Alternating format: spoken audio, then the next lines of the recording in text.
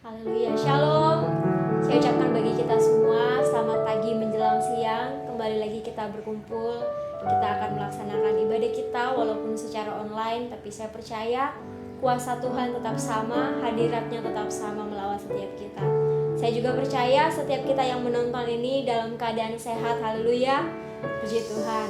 Walaupun ada di antara kita sekarang yang sedang menonton video ini dalam keadaan sakit, saya percaya kuasa Tuhan mengalir. Kuasa Tuhan sanggup menyembuhkan setiap saudara. Karena Tuhan tidak pernah berubah, dulu, sekarang, bahkan selamanya. Amin. Haleluya. Sebelum kita memulaikan ibadah kita, saya akan membagikan 3 pengumuman. Yaitu pada hari Rabu ada komsel jam 7.30 hari Rabu, dan hari Kamis ada English service jam 7.30 malam juga. Dan hari Minggu kembali kita akan ibadah seperti ini. Bagi setiap saudara yang akan bergabung hari Kamis dan Jumat, boleh menghubungi nomor yang ada di bawah ini. Puji Tuhan, mari kita siapkan hati kita, pikiran kita. Kita mau menyembah Tuhan, kita mau menyenangkan hati Tuhan, karena Tuhan terlebih dahulu mengasihi setiap kita. Saya percaya Tuhan itu baik bagi setiap saudara dan saya. Dan hari ini mari kita satukan hati kita mau menyembah Tuhan. Tidak habis-habisnya rahmat-Mu dalam setiap kami, Tuhan. Kami ada sampai hari ini semua hanya berkat pertolongan yang daripada Tuhan. Kami bersyukur Tuhan, kami ada sampai hari ini. Engkau sungguh baik dalam hidup kami, Bapa. Terima kasih Tuhan Yesus. Haleluya.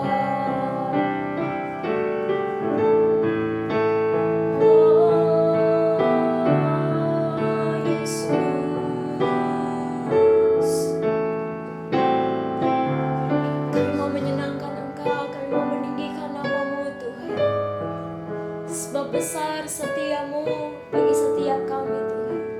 Kami bersyukur, kami menyanyikan pujian ini sama-sama, Tuhan, dari awal. Bapa, Engkau sungguh baik.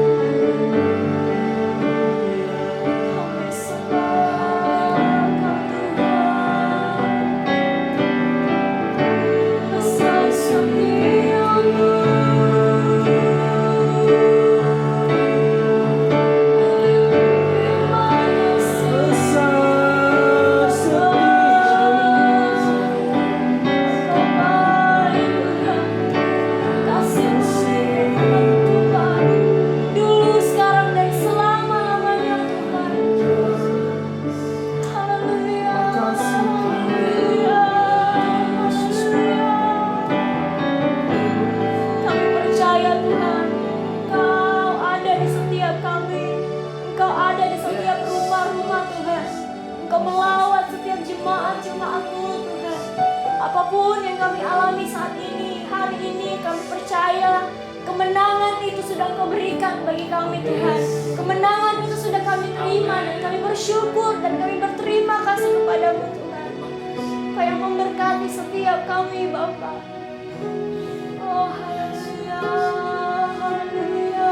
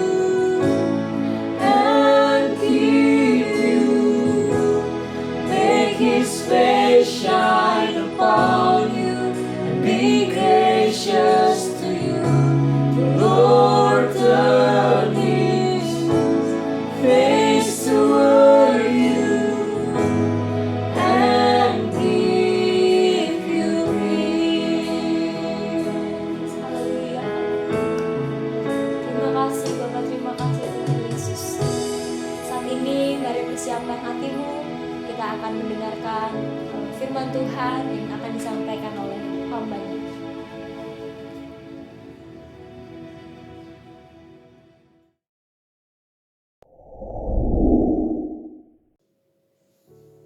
Haleluya. Shalom saudara yang dikasihi oleh Tuhan. The Living Word Community, dimanapun saudara berada hari ini, saya percaya kita semua dalam keadaan sehat, keadaan baik, karena pemeliharaan Tuhan sempurna untuk kita semua. Terima kasih untuk saudara Arnold Eca sudah memimpin kita dalam puji-pujian hari ini. Saudara, sebelum kita belajar bersama firman Tuhan, mari kita berdoa. Terima kasih Bapa. Kami bersyukur atas kesempatan ini, kami boleh bersama-sama menyembah, memuji, dan memuliakan Tuhan. Saatnya kami ingin belajar bersama dari kebenaran-Mu Tuhan. Kami butuh terus firman-Mu, karena firman-Mu adalah terang bagi langkah hidup kami, terang bagi jalan kehidupan kami, sehingga kami tidak melangkah dengan keraguan, tapi dengan kepastian, karena ada firman-Mu yang menerangi setiap langkah kami. Bapa, kami serahkan hamba-Mu yang menyampaikannya dan juga setiap kami yang mendengarnya. Kami percaya Roh Tuhan ada dalam hidup kami yang menuntun kami ke dalam seluruh kebenaran, sehingga apa yang disampaikan benar-benar membawa kehidupan kami kepada perubahan yang signifikan, dan lebih lagi kami dapat melakukannya Tuhan, karena kebenaran-Mu itu adalah kekuatan Allah yang memampukan kami untuk berjalan terus dalam kehendak Tuhan, jalan dalam kemenangan demi kemenangan. Terima kasih Bapa. Kami bersyukur, kami menikmati firman-Mu saat ini. Di dalam nama Tuhan Yesus kami berdoa dan bersyukur. Amin, amin, amin, amin. Haleluya, haleluya. Puji Tuhan saudara. Saya kembali rindu kita untuk belajar bersama mengenai kebenaran Tuhan hari ini, yang saya berikan judul atau tema, Saya Telah Sembuh. Saya telah sembuh. Tema ini adalah tema yang sederhana tapi relevan dengan apa yang dialami oleh bangsa kita, bahkan oleh teman-teman atau sesama kita yang mengalami sakit atau mengalami hal-hal yang membuat terganggu secara kesehatan, baik hubungan secara sosial, hubungan mental, dan seterusnya. Itu yang sedang dialami hari-hari ini oleh banyak orang. Tapi kita bersyukur bahwa di dalam Yesus kita punya jaminan kesembuhan, jaminan kesembuhan yang pasti. Nah, dalam tema ini sengaja saya ambil satu ungkapan, satu kalimat yang berkata, saya sudah sembuh atau saya telah sembuh. Nah, dalam khotbah kali ini, dalam pelajaran ini, saya ingin mengangkat kepada kita bahwa sebagai orang percaya di dalam Kristus, kita adalah orang-orang yang memiliki kepastian. Orang yang ada dalam Kristus, kita memiliki kepastian. Nah, kenapa? Karena di dalam Yesus Alkitab berkata, selalu ada ya. Jawabannya hanya ya. Di dalam Kristus tidak ada tidak. Jawabannya tidak, tetapi jawabannya selalu iya terhadap janji-janji Tuhan. Ketika kita berada dalam Yesus, maka Yesus ini menjadi jaminan, jadi password buat kita untuk menerima semua janji-janji Tuhan. Luar biasa. Nah, itu sebabnya saya ingin mengangkat tema yang sederhana ini, yaitu saya telah sembuh. Saya telah sembuh. Kita tahu, saudara, bahkan saya pribadi telah mengalami dalam perjalanan kekristenan bahwa ketika berdoa, kadang saya pakai kata semoga sembuh. Kemudian meningkat lagi menjadi akan sembuh. Kemudian meningkat lagi pasti sembuh. Nah, 3 kata ini adalah kata-kata yang baik, yang memberi pengharapan. Tetapi sebenarnya tidak sesuai dengan apa yang kita miliki di dalam Kristus. Karena apa yang kita miliki dalam Kristus adalah kepastian. Bukan semoga saya sembuh. bukan saya akan sembuh, bukan saya pasti sembuh, tetapi yang tepat adalah saya telah sembuh. Saya sudah sembuh. Nah, ini adalah ungkapan kepastian dalam Kristus. Karena apa? Karena waktu kita ada di dalam Kristus, kita memperoleh semua janji Tuhan.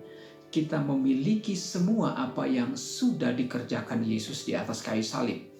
Nah, itu sebabnya saudara, kita harus pelajari, karena ada orang Kristen, ada anak-anak Tuhan yang masih ragu terhadap kesembuhan yang Tuhan sudah berikan kepadanya.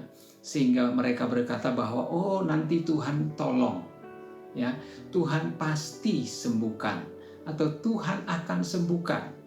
Dan lebih general lagi kita suka dengar, semoga disembuhkan. Nah, ini adalah sesuatu yang sangat-sangat berpengaruh di dalam iman kita sebagai orang percaya. Berbeda ketika kita mendengar orang berkata, saya sudah sembuh.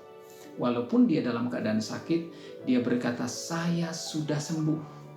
Nah, saya punya kesaksian untuk mendahului apa yang akan saya sharing hari ini, bahwa ketika saya melayani di satu tempat di Surabaya, saya mengangkat bak baptisan. Kita tahu biasanya di gereja ada bak baptisan, ya.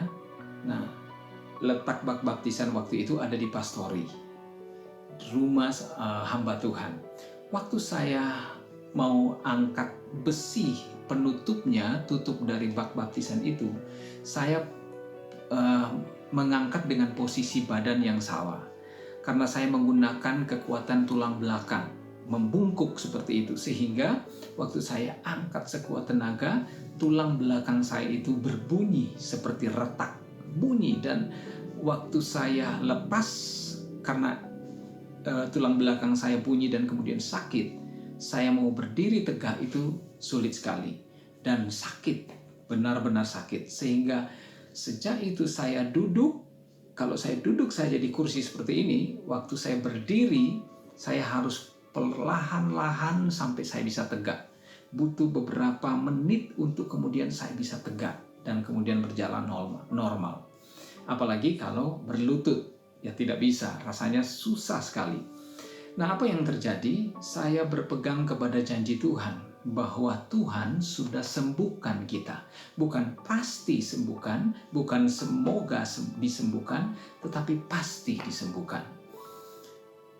Waktu itu saya berada di gereja di mana gembalanya juga adalah seorang dokter.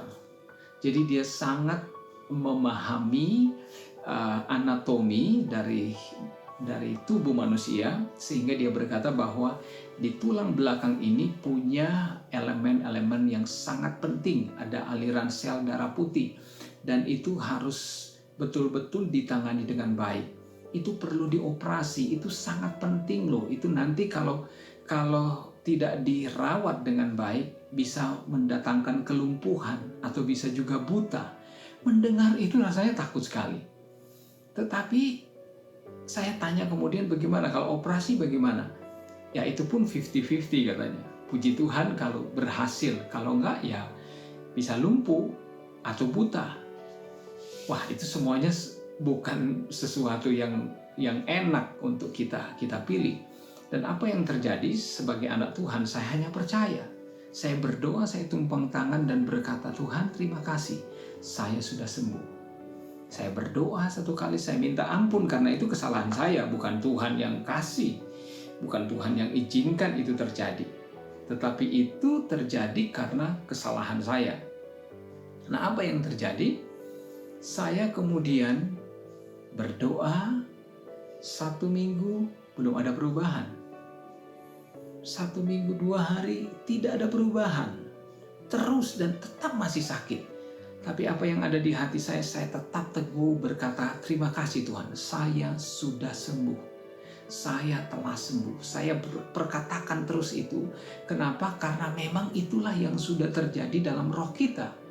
Nah, kemudian tanpa saya sadari, beberapa waktu kemudian, sudah lewat 1 minggu, dan saya nggak tahu itu kapan tepatnya, saya tiba-tiba bisa berjalan dengan baik dan tidak ada rasa sakit sama sekali di bagian tulang belakang saya sampai saat ini.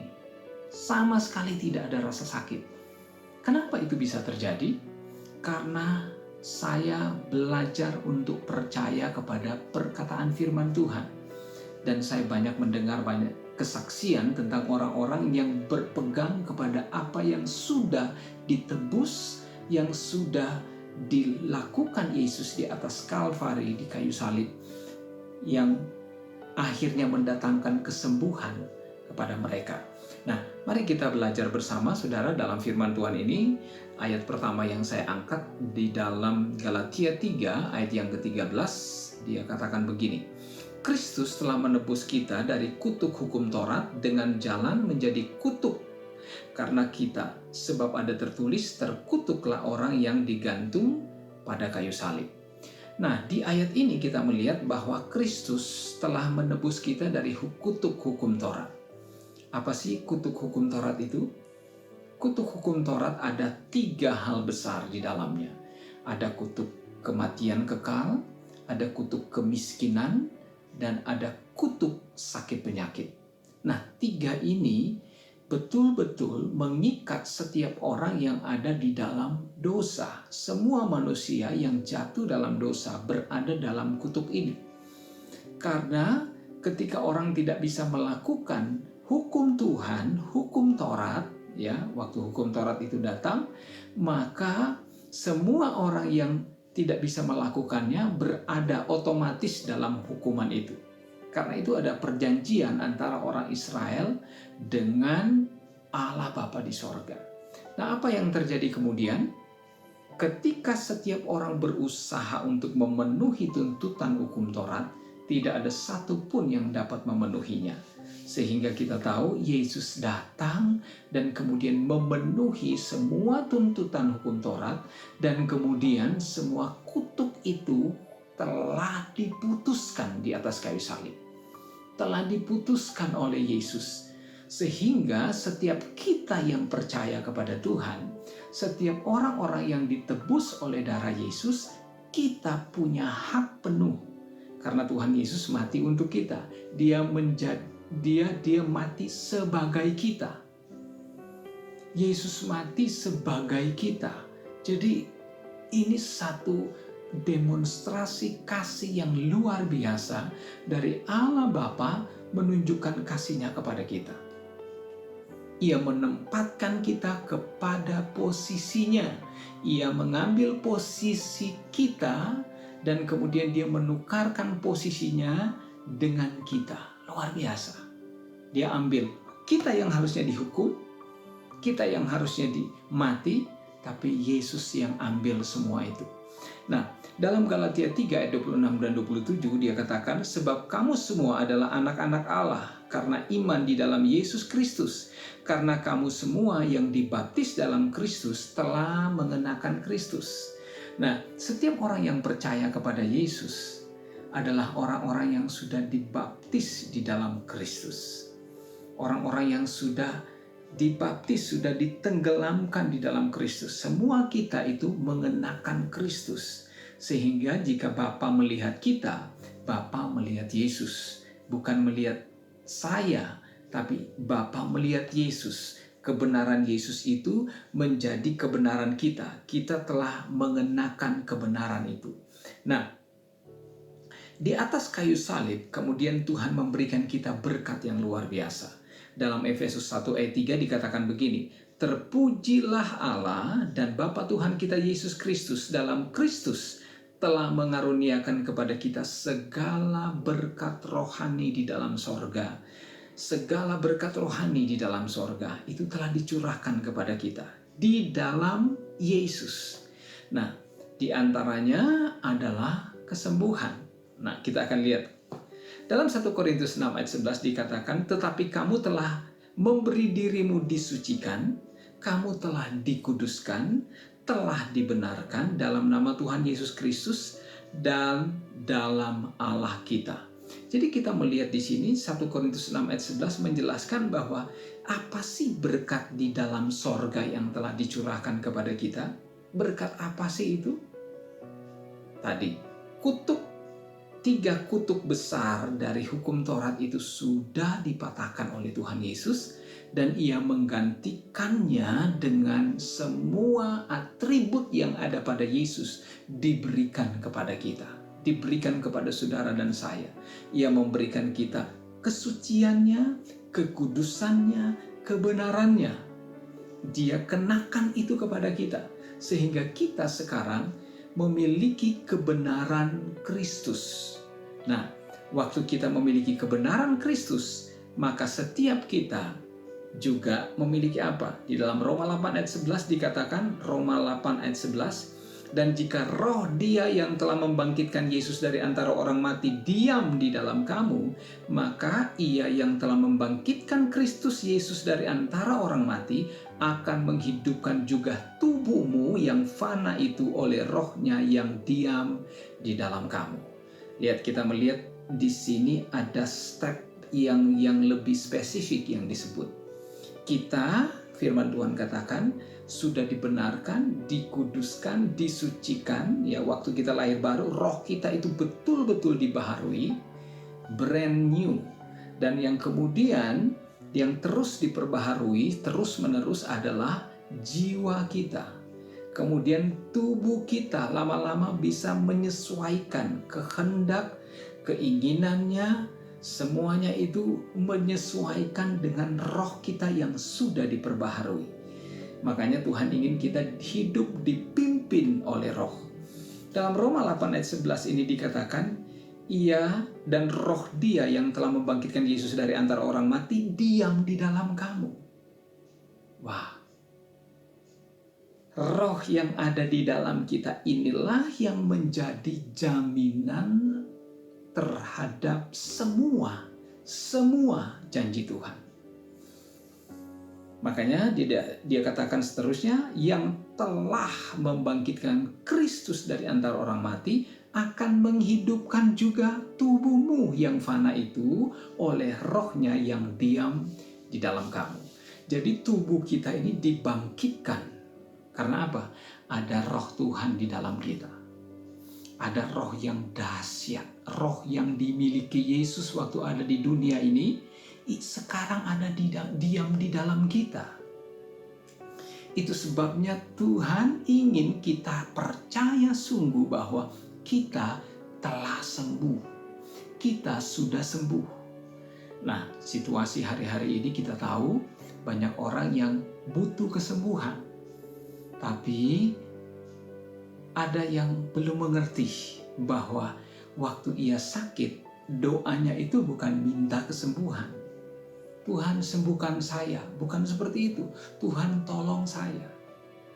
Tapi perkatakan bahwa kita sudah memiliki kesembuhan itu dan kemudian kita bersyukur, berterima kasih karena kesembuhan itu telah terjadi dalam kehidupan kita.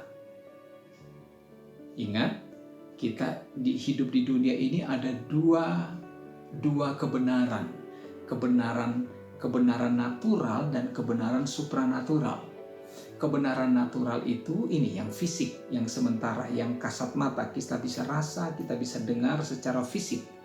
Tetapi ada kebenaran supranatural, yaitu kebenaran di alam roh di mana Allah bergerak. Di sana di mana kerajaan Allah ada, di mana di sana dicurahkan segala berkat rohani di dalam surga. Nah, ketika secara fisik di dunia yang terbatas ini kita merasakan sakit, ingat bahwa di dalam roh kita tidak pernah sakit. Roh Allah di dalam kita itu sempurna. Dan kita tinggal mengeluarkan apa yang di dalam kita lewat apa? Kata-kata. Kita perkatakan, kita declare kesembuhan yang telah terjadi di dalam roh kita. Kita manifestasikan keluar dalam tubuh kita. Kita perkatakan, kita imani, terima kasih Tuhan, aku sudah sembuh. Kenapa kita percaya memperkatakan itu? Karena roh kita nggak ada sakitnya. Roh kita itu sehat. Makanya Alkitab berkata bahwa roh itu penurut, daging itu lemah. Jadi kalau kita sebagai orang percaya lihat daging kita lemah saat ini, sedang sakit, sedang malas, kita bisa pergunakan roh kita yang penurut itu untuk memerintahkan daging kita, sehingga daging kita ini dikatakan dihidupkan oleh roh. Menghidupkan, itu kita pakai otoritas kata-kata kita. Karena manusia kita yang sesungguhnya adalah roh kita, bukan daging kita ini. Roh kitalah tidak di pandangan Tuhan, roh kitalah sebagai manusia yang sesungguhnya. Esensi manusia itu adalah roh, bukan daging, bukan jiwa. Manusia itu adalah makhluk roh yang memiliki jiwa, yang tinggal, yang diam, yang dikemas di dalam tubuh. Jadi tubuh kita ini hanya konten, tempatnya saja, kontainer. Isinya, aslinya itu, esensinya adalah roh. Jadi kalau roh kita memerintahkan sesuatu kepada tubuh kita itu akan mengikutinya. Dalam ilmu pengetahuan kita tahu ada endorfin dan sebagainya, itu akan bergerak. Imunitas tubuh juga akan kuat ketika kita berkata-kata yang positif.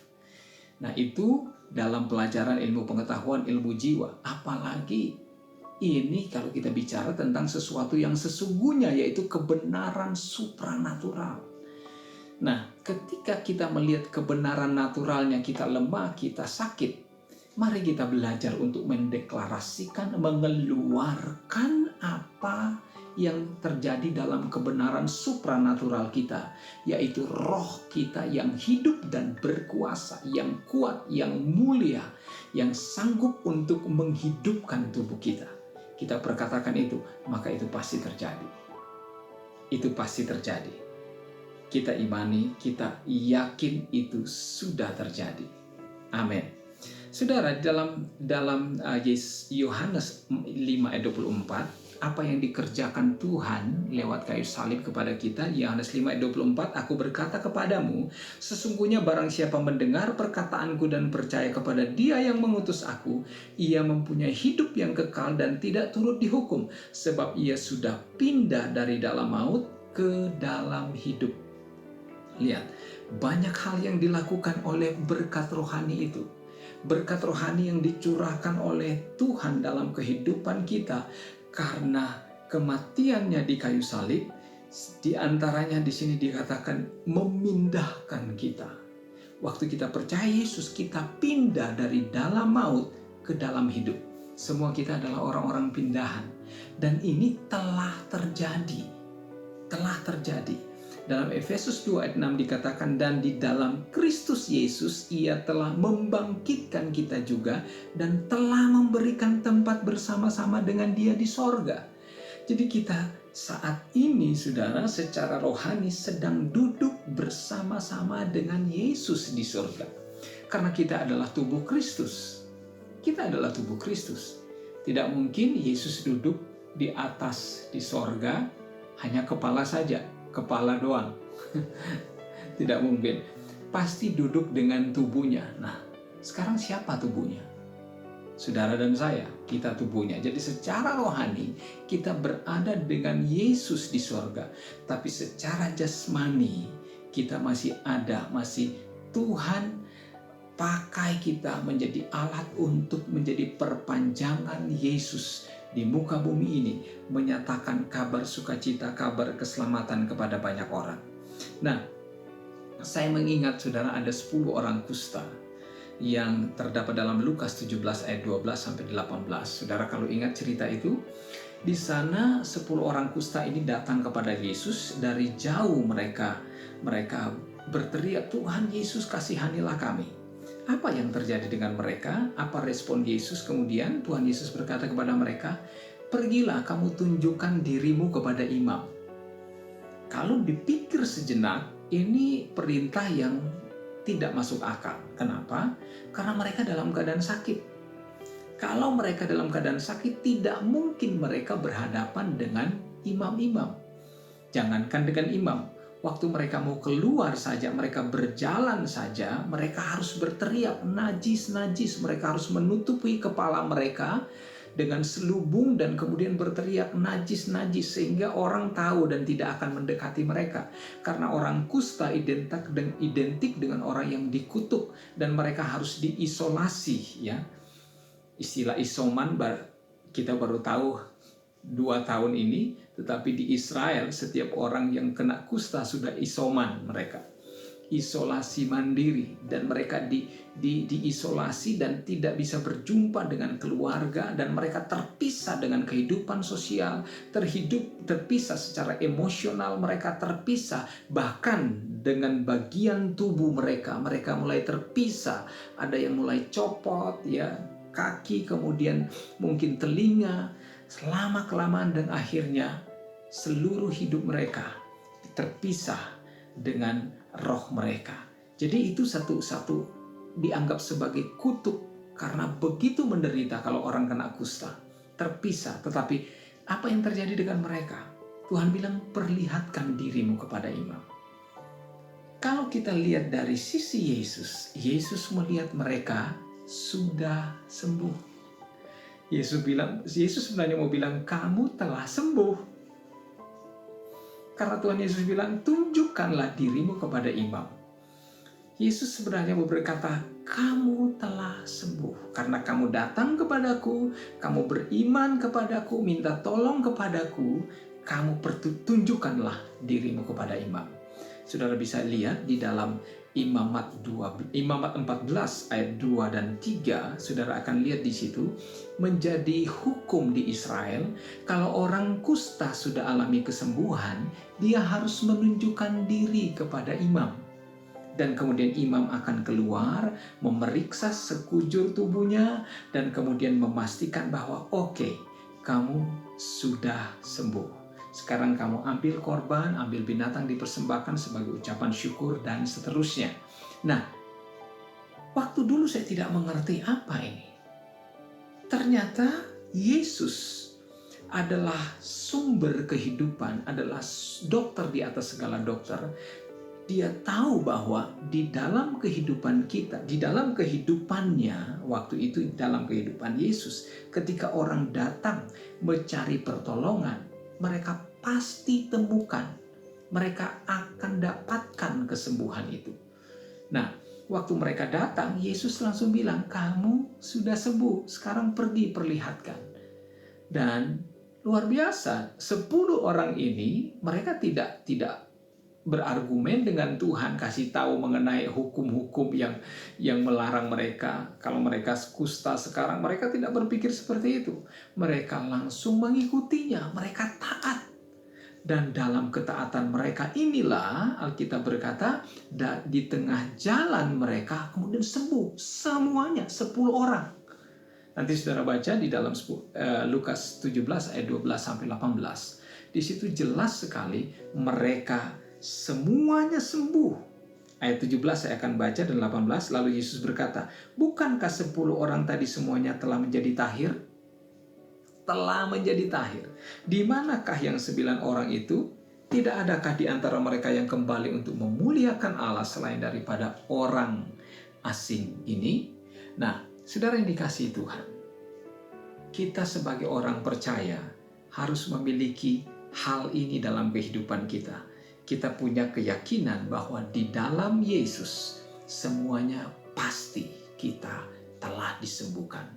Kita telah diberkati, kita telah dipulihkan, kita telah diberikan hikmat, kita bisa mengampuni. Kenapa? Karena semuanya sudah terjadi di atas kayu salib. Yesus melakukan di atas kayu salib itu satu kali untuk selama-lamanya.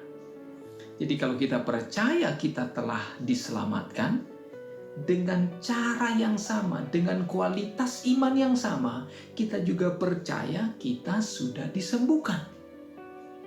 Sama, dilakukan di tempat yang sama, oleh pribadi yang sama, di waktu yang sama. Karena itu paket keselamatan. Dan dengan cara yang sama, dengan kadar iman yang sama juga, seperti kita percaya bahwa kita sudah selamat sekarang, kita percaya kita sudah sembuh, dan juga kita percaya kita sudah diberkati. Kita sudah diberikan kelimpahan.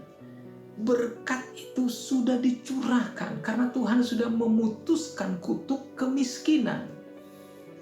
Dia memutuskan kutuk sakit penyakit, kutuk kematian, dilakukan di tempat yang sama oleh pribadi yang sama di waktu yang sama. Kalau kita sudah terima keselamatan, berarti kita telah terima kesembuhan. Nah, jadi kalau kita berdoa, kalau kita lagi sakit atau lagi lemah atau mengalami pergumulan hidup hari-hari ini, ingatlah bahwa kita berperang di atas kemenangan. Kita sudah menang. Tinggal kita angkat, kita punya iman. Mungkin kita mulai terpengaruh dengan situasi kita dan kita lihat ke dalam roh kita yang sudah menang, yang lebih besar. Alkitab bilang roh di dalam kita lebih besar daripada roh yang ada di dalam dunia ini. Itu yang memampukan kita untuk menerobos, untuk menembus semua kebenaran-kebenaran lahiriah, kebenaran natural yang membuat kita terpengaruh untuk mungkin bisa takut, bisa khawatir. Waktu kita melihat di dalam roh kita yang sudah benar, sudah dipulihkan, sudah disembuhkan, sudah diberkati, maka kita akan berdiri dengan penuh sukacita. Nah, itu sebabnya harus kita perkatakan. Saya ingat apa yang terjadi dengan wanita pendarahan. Saudara ingat ya, dia berkata bahwa asal kujama saja jubah Yesus, maka aku akan sembuh. Di dalam Markus 5 ayat 27 sampai 29 dikatakan begini. Dia sudah mendengar berita-berita tentang Yesus, maka dia di tengah-tengah orang banyak itu ia mendekati Yesus dari belakang dan menjama jubahnya. Sebab katanya, asal kujama saja jubahnya, aku akan sembuh. Seketika itu juga berhentilah pendarahannya dan ia merasa bahwa badannya sudah sembuh dari penyakitnya. Lihat, ada kuncinya di sini. Dia berkata-kata. Sebab katanya. Dan ternyata kata-kata ini bukan hanya dibilang sekali. Selalu dia ungkapkan, asalku jama saja jubahnya aku sembuh. Asalku jama saja jubahnya aku sembuh. Kata-kata kita berpengaruh. Dia sudah yakin, aku jama aja, aku sembuh. Dan betul Alkitab berkata, seketika itu, waktu dia jama, seketika itu ia telah sembuh. Dia pakai kata telah sembuh. Nah, di dalam 2 Korintus 4 ayat 13 dikatakan begini, namun karena kami memiliki roh iman yang sama seperti ada tertulis, aku percaya, sebab itu aku berkata-kata. Maka kami juga percaya, dan sebab itu kami juga berkata-kata. Indikator orang yang percaya adalah berkata-kata. Kalau kita percaya kita sudah sembuh, katakan kita sudah sembuh. Bukan akan sembuh, bukan semoga sembuh.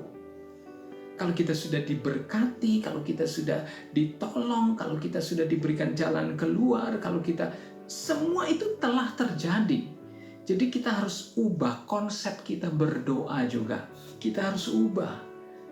Bukan kita lagi minta tolong sama Tuhan, tetapi kitalah yang mendeklarasikan pertolongan yang sudah terjadi. Bahkan kita punya kuasa, otoritas. Sebagaimana Yesus di dunia ini, demikianlah kita, kata firman Tuhan. Kalau kita ambil mengenai contoh wanita pendarahan dengan Yesus, sekarang kita ada di posisi mana? Kita ada di wanita pendarahan yang 12 tahun yang merangkak menderita, atau kita ada di posisi Yesus yang memberikan kesembuhan, yang berjalan dalam otoritas? Saat ini, sebagai orang-orang percaya, kita itu berdiri sebagai Yesus. Sebagai orang yang punya otoritas. Itu sebabnya Yesus itu berkata-kata, Yesus itu berkata, Yesus itu berfirman. Makanya Yesus diperkenalkan di perjanjian baru oleh Yohanes, dikatakan pada mulanya adalah firman. Firman itu bersama-sama dengan Allah dan firman itu adalah Allah. pada mulanya adalah kata-kata. Pada mulanya adalah firman. Kemudian kata-kata itu bersama-sama dengan Allah, dan kata-kata itu adalah Allah sendiri. Wah, luar biasa. Jadi, waktu kita mengungkapkan firman, itu kita mengungkapkan suara Tuhan, mengungkapkan pribadi Tuhan. Itu luar biasa. Kalau kita berkata, aku telah sembuh, otomatis itu membangkitkan imun tubuh kita. Wow, aku udah sembuh ya. Aku sudah sembuh. Bukan semoga aku sembuh, semoga aku sembuh. Kita tidak akan pernah bisa capai. Kita nggak akan dapatkan itu. Saya akan sembuh, saya akan. Beda sekali, beda banget dengan saya sudah sembuh, saya pasti sembuh. Wow, luar biasa. Ini kata-kata yang sederhana tapi punya dampak yang powerful. Nah, itu sebabnya kita sebagai anak-anak Tuhan, Alkitab berkata kita harus mengatakan sesuatu, harus percaya bahwa apa yang kita sudah katakan, kita dapatkan, kita terima. Makanya saya sangat hafal ya apa yang dikatakan di dalam Markus pasal 11 ayat 23. Dikatakan bahwa barang siapa percaya kepadaku, berkata kepada gunung ini, beranjak dan tercampaklah ke dalam laut, asal tidak bimbang hatinya, tapi percaya bahwa apa yang dikatakannya itu akan terjadi, maka hal itu akan terjadi kepadanya. Kata-kata mengapit iman di situ, mengapit percaya. Ya, diapit oleh kata-kata. Barang siapa berkata kepada gunung ini, kemudian percaya bahwa apa yang dikatakannya terjadi, maka hal itu terjadi baginya. Kalau kita bilang telah sembuh, telah dipulihkan, telah diberkati, itu pasti terjadi kepadanya. Makanya sebagai ayat terakhir di dalam Markus 11:24 dia berkata, karena itu aku berkata kepadamu. Wow, Yesus selalu berkata-kata. Apa saja yang kamu minta dan doakan, lihat, kalau kita berdoa dan meminta, kita pakai apa? Kata-kata. Apa saja yang kamu katakan dalam doamu, percayalah bahwa kamu telah, lihat itu, telah sembuh, telah menerimanya, maka hal itu akan diberikan kepadamu.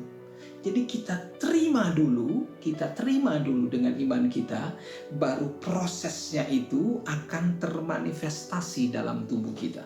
Termanifestasi.